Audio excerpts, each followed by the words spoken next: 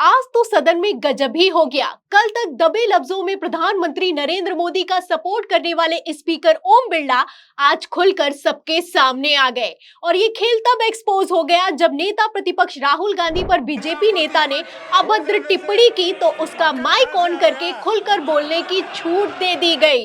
इसके बाद तो बवाल मच गया। इंडिया गठबंधन ने गदर काट दी है, मोदी शेम शेम के नारे लगाए हैं। इसके बाद स्पीकर ओम बिरला अपनी कुर्सी छोड़कर भाग खड़े हुए हैं। तो फिलहाल सदन में क्या कुछ हुआ, कैसे नेता प्रतिपक्ष राहुल गांधी ने ओम बिरला को एक्सपोज कर दिया, आपको बताएंगे। लेकिन उसके पहले ओम बिरला ने क्या किया और बीजेपी के नेता ने क्या कहा, इस बयान को ध्यान से सुनिए। I want to highlight the fact. माननीय सदस्य नेता प्रतिपक्ष प्लीज आसन के पीठ पेट कर नहीं बैठते। संविधान नेता प्रतिपक्ष हो जाने से अकल कहां से आएगा? तो सुना आपने, स्पीकर ओम बिरला की नजर कहीं और नहीं, सिर्फ और सिर्फ नेता प्रतिपक्ष राहुल गांधी पर रहती है कि वो क्या कह रहे हैं, क्या कर रहे हैं, कैसे बैठे हैं और किससे बात कर रहे हैं।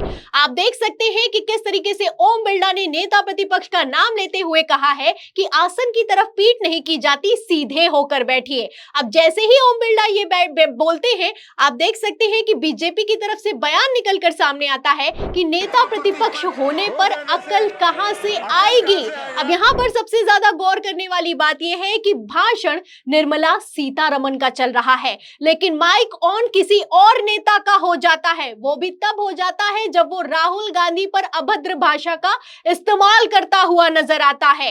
ये ओम बिरला को भी सुनाई देता है, लेकिन आप देख सकते हैं कि किस तरीके से ओम बिरला भी चुप्पी साध जाते हैं। अब ये वीडियो सोशल मीडिया पर वायरल हो रहा है और सवाल किया जा रहा है कि जब राहुल गांधी बोलते हैं तब तो बोलते वक्त ओम बिरला राहुल गांधी का माइक ऑफ कर देते हैं, लेकिन आखिर कैसे सत्ता पक्ष के नेताओं का माइक ऑन हो जाता है? वो भी तब हो जाता है जब राहुल गांधी के लिए अभद्र भाषा का इस्तेमाल किया जाता है। सवाल खड़ा होता है। तो सवाल तो कई खड़े होते हैं। फिलहाल ओम बिरला इन सवालों का जवाब तो देंगे नहीं, लेकिन हाँ, अगर यहीं पर प्रधानमंत्री नरेंद्र मोदी की बात होती तो ओम बिरला कैसे भड़क जाते, वीडियो देखिए। आपके प्रधानमंत्री की कॉन्फिडेंस को हमने उड़ा दिया। मतलब आपके प्रधानमंत्री भाषण में आ ही नहीं पा रहे।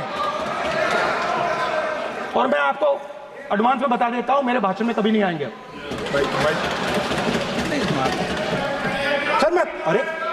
सर इसमें क्या गलती है सर? एक बात बताइए। तो सुना आपने कि किस तरीके से नेता प्रतिपक्ष राहुल गांधी ने स्पीकर ओम बिरला के पूरे खेल को एक्सपोज करके रख दिया है।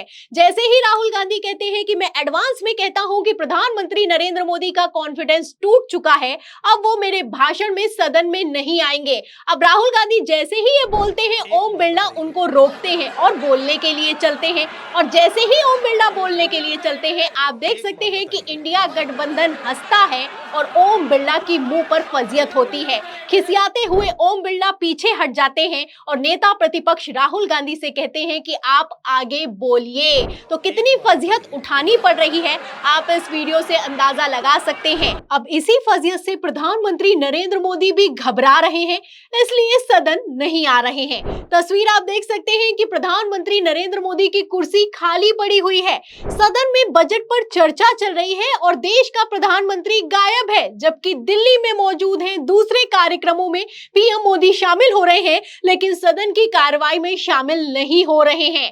अब प्रधानमंत्री तो आ नहीं रहे तो अपने गालीबाज सांसदों को खड़ा कर दिया है। अनुराग ठाकुर, आप जानते हैं कि किस तरीके से नेता प्रतिपक्ष राहुल गांधी के लिए जब बजट में चर्चा चल रही थी सदन में, तब बयान दिया कि जिसकी जाति का खुद पता नहीं वो गणना की बात करता है। अब इसी को लेकर इंडिया गठबंधन ने बवाल कर दिया है। प्रियंका गांधी ने भी इस बयान को शेयर किया है और प्रधानमंत्री नरेंद्र मोदी से डायरेक्ट सवाल किया है। प्रियंका गांधी लिखती हैं कि नरेंद्र मोदी जी को स्पष्ट करना चाहिए कि क्या यह उनके कहने पर हुआ है। तो जाहिर सी बात है, प्रधानमंत्री नरेंद्र मोदी के कहने पर ही हुआ होगा, वरना एक बीजेपी सांसद की इतनी हैसियत कैसे हो सकती है कि वो संवैधानिक पद पर बैठे नेता प्रतिपक्ष के लिए इस तरह के शब्दों का इस्तेमाल करे, वो भी खुल्लम खुल्ला करे। आपको बता दें, प्रधानमंत्री की तरफ से सिर्फ सिर्फ सपोर्ट नहीं किया गया है बल्कि अनुराग ठाकुर को शाबाशी भी दी गई है। अनुराग ठाकुर का वीडियो बाकायदा नरेंद्र मोदी की तरफ से ट्वीट किया गया है और आप देख सकते हैं अंग्रेजी में लिखा भी हुआ है कि मेरे युवा और ऊर्जावान साथी अनुराग ठाकुर का यह भाषण आपको जरूर सुनना चाहिए। इसमें इन्होंने तथ्यों को भी बताया है, व्यंग भी मारा है और इसी के साथ इंडिया गठबंधन की गंदी राजनीति को भी दिखाया है। तो कौन किसको कितना दिखा रहा है, कौन किसको कितना एक्सपोज कर रहा है, आप प्रधानमंत्री नरेंद्र मोदी के सदन से गायब होने से, इस ट्वीट से और अनुराग ठाकुर के बयान से अंदाजा लगा सकते हैं। एक तरफ राहुल गांधी चैलेंज कर रहे हैं कि दम है तो सदन में आकर दिखाओ, वहीं दूसरी तरफ प्रधानमंत्री नरेंद्र मोदी सदन से ही गायब हो गए हैं, उल्टा अनुराग ठाकुर की तारीफ कर रहे हैं। अब इस पर कांग्रेस ने तैयारी कर ली है विशेषाधिकार हनन प्रस्ताव लाने की। खबर देखिए एनडीटीवी की, इसमें लिखा भी हुआ है कि पीएम मोदी ने की अनुराग ठाकुर के भाषण की तारीफ, नाराज कांग्रेस लाएगी विशेषाधिकार हनन का प्रस्ताव। तो कांग्रेस प्रस्ताव लेकर आएगी और इंडिया गठबंधन ने सदन में गदर काट दी है। मोदी शेम शेम के नारे लगाए हैं, ओम बिरला को घेर लिया है। इसके बाद तो ओम बिरला की हालत खराब हो गई और वो अपनी कुर्सी को छोड़कर भाग खड़े हुए हैं। ये हो गया है, कोई भी मान्य सदस्य यहाँ पर तख्ती लेकर नहीं आएगा और मैं आपसे आग्रह करता हूँ, ये गलत तरीका, गलत परंपराएं आप नहीं पा रहे हैं। ऐसे सदन चलने वाला नहीं है। आप नियोजित तरीके से सदन में गतिरोध करना चाहते हैं। आपने सारे विषय उठाए, जिन मुद्दों को आपने उठाया, उन मुद्दों ने उनको उठाया। अगर कोई मानो नहीं, आपके पास कोई मुद्दा नहीं है, आप नियोजित तरीके से सदन को गतिरोध करना चाहते हैं, संसदीय कार्य मंत्री जी, नहीं चलेगा। सदन की कार्रवाई 12 बजे तक के लिए स्थगित की जाती है। तो देखा आपने कि किस तरीके से इंडिया गठबंधन ने चौतरफा भारतीय जनता पार्टी को और स्पीकर ओम बिरला को घेर लिया है। अब स्पीकर का कहना है कि आपके पास कोई मुद्दा नहीं है, इसलिए जबरदस्ती के मुद्दे क्रिएट किए जा रहे हैं। कायदे से स्पीकर ओम बिरला को जो बयान दिया गया है अनुराग ठाकुर की तरफ से, उस पर एक्शन लेना चाहिए। लेकिन एक्शन लेना तो दूर की बात है, किस तरीके से प्रधानमंत्री नरेंद्र मोदी और भारतीय जनता पार्टी के सांसद को सपोर्ट करते हुए नजर आ रहे हैं, आप इस बयान से अंदाजा लगा सकते हैं। इंडिया गठबंधन कार्रवाई की मांग कर रहा है और स्पीकर सदन को स्थगित करके वहां से चला जाता है। ये हाल हो चुका है सदन की कार्रवाई का। और वैसे भी ओम बिरला से न्याय की या फिर की एक्शन लेने की या फिर की कार्रवाई करने की उम्मीद कैसे की जा सकती है? ये वही स्पीकर हैं जिनके कार्यकाल में सदन में खड़े होकर बीजेपी सांसद रमेश बिधूड़ी ने 1 मिनट में 11 गालियां दी थी।